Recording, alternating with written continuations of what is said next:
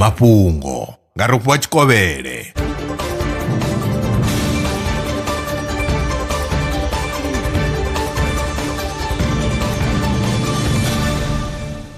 Lo kovhela ndi madekwana hu khou tevhela mafhungo. Vhorasaintsi vha ri u ṱanganyisa tshaka mbili dza philisi zwi nga thusa u lwa na vhulwadze ha huvhala tshivhindi. Tsedzuluso yavho yo wana uri musi philisi ya Selepine i tshi khou shumiswa na philisi ya Carvedilol hu vha na mbuyelo dzi vhonalaho u fhira musi hu tshi khou shumiswa philisi nthihi. Zwi tshe zwo ralo, philisi dzoṱhe dzo no tendelwa u shumiswa nahone dzi fhiwa vhalwadze vha re na thaidzo ya u huvhala tshivhindi. Tsedzuluso yo rango phanḓa nga China Pharmaceutical University yo anḓadzwa kha dzhenala ya Targetom. Ngudo ntswa yo wana uri masiandaitwa a mililo ya ḓaka a ya endelela u vha hone naho mililo yo no dzimiwa. Ngei kha ḽa Los Angeles vhasedzulusi vha wana uri zwikalo zwa zwitshikafhadzi zwa khombo zwo vha zwi nṱhesa nga murahu ha mililo ya gidimbili 25 hu tshi vhambedzwa na tshifhinga tsha musi maḓaka a tshi khou swa. Tsedzuluso yo kandiswa kha dzhenala ya Environmental Science and Technology Letters. Vha muhasho wa mutakalo vunḓuni ḽa Limpopo vha khou eletshedza vhadzulapo uri tshumelo ya mutakalo kha maṅwe maongelo i khou khakhisea nga ṅwambo wa mvula.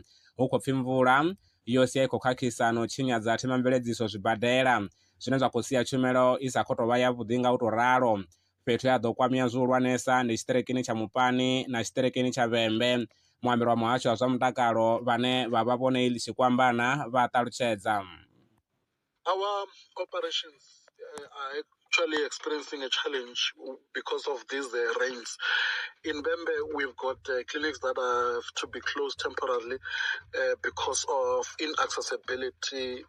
You look at things like Dubuleza, the Warp, Tsinga, and so on. Also, if you look at Mopani, part of Greater Gyan is flooded and people are struggling to move around, and that affects people who need to come to work at Nkensana Hospital. And as we speak, it's actually also experiencing operational challenges due to the challenge of rains. Ako guma ngorali mafhungo pano kha Belren News mthetshelesi a re na mafhungo ane vha tama ri tshi a tevhelela kha vha ri founele kha 083 861 2263. Maṅwe mafhungo ndi vhavhelana o tshifhingani tshiḓaho. Ndaa.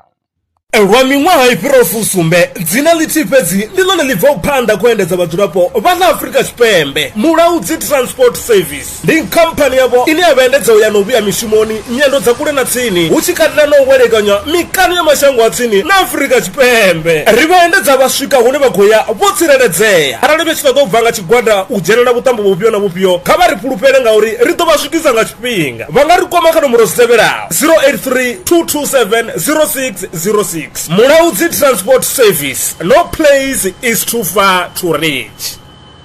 Zwino ri tshi khou amba vha nga vha sa ḓivhi uri masheleni a u tandulula thaidzo ine vha vha nayo vha ṱo a wana gai vha songo tsha ṱwa vha tshi renga nga ṱhoho lini. Belran Brands I hanefha tsini na vhone ri ḓo vha thusa u bva kha 500 u swika kha 4000 randa. Riṋe ri khou ṱoḓa tshiḽipi tsha muholo, khophi ya basa, 3 months bank statement na proof of residence. U bvapo tshelede I khou ṋamba ya dzheniswa nga murahu ha zwiminetse nyana. Kha vha rumele WhatsApp zwino 072 019 5843. Belran Brands ndi vha hadzimisa masheleni vho ḓi ṅwaliselaho.